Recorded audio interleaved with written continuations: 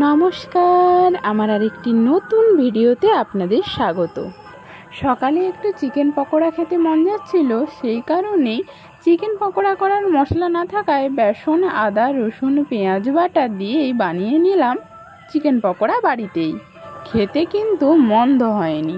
অভাবের তাড়নায় কোনোদিন কোনো নারীকে সংসার ছেড়ে যেতে দেখিনি, কিন্তু যারা ছেড়ে যায় তারা স্বামীর খারাপ ব্যবহারে কিংবা ভালোবাসার অভাবেই ছেড়ে যায়।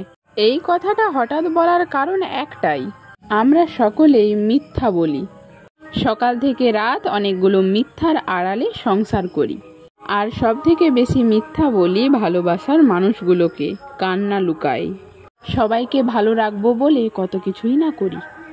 মিথ্যের শিকড় আমাদের মন এফর ওফর করে দেয়, আমরা তবুও মিথ্যা বলি ভালো থাকবো বলে।